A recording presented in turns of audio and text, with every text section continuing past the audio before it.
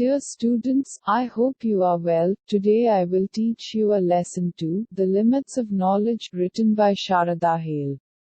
Presented by Babulal Rawat, Madhyamik Shikshak, Government Girls Higher Secondary School Churhat, District Sidhi, MP.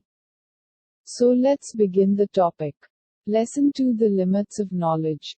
The real source of knowledge is not the books in the library, but what one can glean through reading the book of life.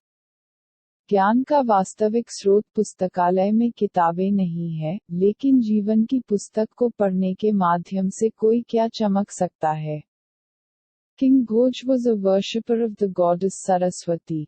He believed in scholarship, not of the kind that stays buried in books, but the kind that strives relentlessly to extend the limits of human knowledge.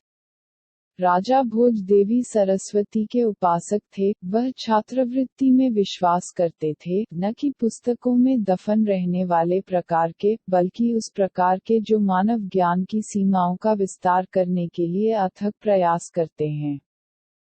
In his court the greatest honor was accorded to learning and the people who pursued it. He himself was well versed in language and grammar, poetry, sculpture,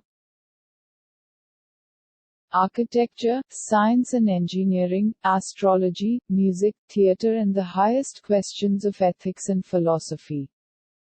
उनके दरबार में सबसे बड़ा सम्मान सीखने के लिए और इसे अपनाने वाले लोगों को दिया जाता था. वे खुद भाषा और व्याकरण, कविता, मूर्तिकला, वास्तुकला, विज्ञान और इंजीनियरिंग, ज्योतिष, संगीत, रंगमंच और नैतिकता के उच्चतम प्रश्नों और दर्शन के अच्छे जानकार थे.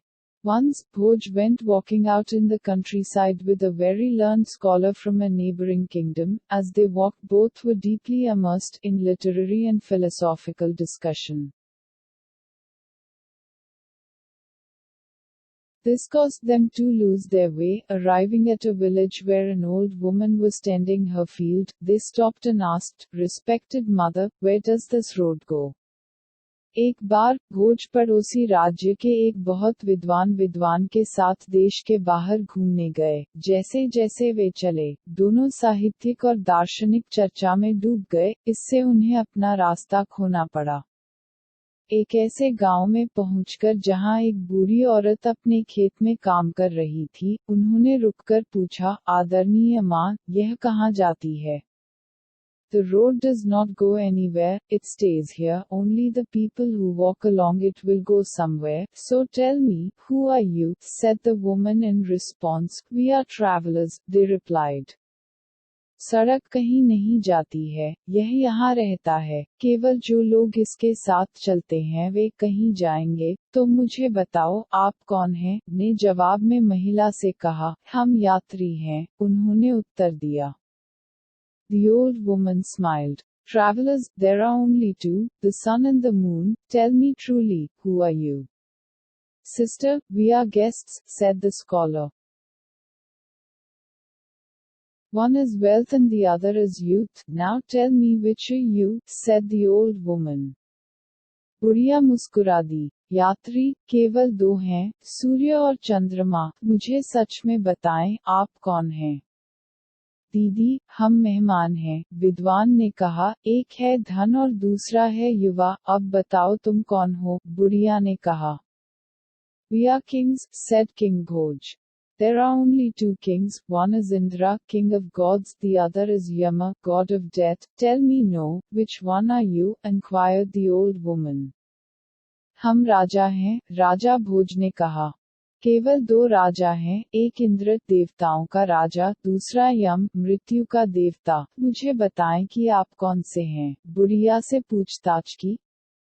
Now the scholar plucked courage and spoke up, Sister, we are Pardasi, not the local people, migrants. But the woman would have none of it. Pardasi you are not, she said. Only the soul and the leaf of a tree can be Pardasi. Now, who are you? अब विद्वान ने साहस किया और बोला, बहन, हम परदेसी हैं, स्थानीय लोग नहीं, प्रवासी. लेकिन महिला के पास इसमें से कोई भी नहीं होगा, परदेसी तुम नहीं हो, उसने कहा. केवल आत्मा और एक पेड़ का पत्ता परदेसी हो सकता है। अब तुम कौन हो? The king and the scholar were becoming increasingly lost for words in the face of the woman's astonishing replies, but how could they admit defeat in a duel of words with a mere old woman? स्त्री के हैरान कर देने वाले जवाबों के सामने राजा और विद्वान शब्दों में खोते जा रहे थे, लेकिन वे एक बूढ़ी औरत के साथ शब्दों के द्वंद्व में कैसे हार मान सकते थे? It was the scholar's turn to say something. Sister, we are clever, he said. There are only two clever things in this world, grain and water. Which one are you? Counted the old woman. कुछ कहने की बारी विद्वान की थी। बहन, हम चतुर हैं, उन्होंने कहा। इस दुनिया में अनाज और पानी में केवल दो चतुर चीजें हैं। आप कौन से हैं? बुढ़िया का मुकाबला किया। At this both King Bhoj and the visiting scholar groaned and said, "We are defeated." There are only two defeated people in the world, said the woman. One is a man burdened with debt, the other is the father of a girl without good qualities. Why do you not tell me truthfully? Who are you? इस पर राजा भोज और आने वाले दोनों विद्वानों ने कराहते हुए कहा, हम हार गए हैं। दुनिया में केवल दो पराजित लोग हैं। महिला ने कहा, एक ऋण के बोझ तले दबा हुआ आदमी है, दूसरा अच्छे गुणों के बिना वाले लड़की का पिता है। आप मुझे सच्चाई से क्यों नहीं बताते, आप कौन हैं? Throwing up their hands in despair, King Bhoj and the scholar said, "What can we say, sister? The truth is we seem to know nothing, it is you who know it all." निराशा में अपने हाथ फेंकते हुए, राजा भोज और विद्वान ने कहा, हम क्या कह सकते हैं, बहन, सच्चाई यह है कि हम कुछ भी नहीं जानते हैं, यह आप ही हैं जो इसे जानते हैं। At these words the face of the old woman broke into a smile, then she turned serious in a kind and soothing voice. She said, "Both of you have become too proud of your wealth and learning."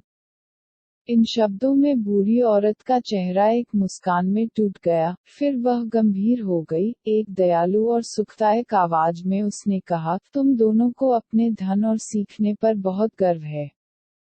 I knew right from the beginning that you are King Bhoj and he is your scholarly guest. This was my way of bringing you back to earth. Go along this path, she gestured, that is the way back to Dhar.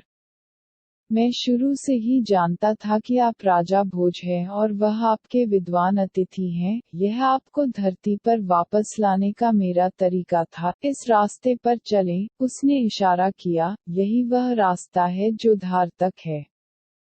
The king and the scholar bowed deeply to the poor old woman who had helped open their eyes to their own faults. They had much to think about on their way home. Sharda हेल। राजा और विद्वान ने उस गरीब बूढ़ी महिला को गहरी नमन की, जिन्होंने अपने दोषों के लिए अपनी आंखें खोलने में मदद की थी। उन्हें अपने घर के रास्ते के बारे में बहुत सोचना था।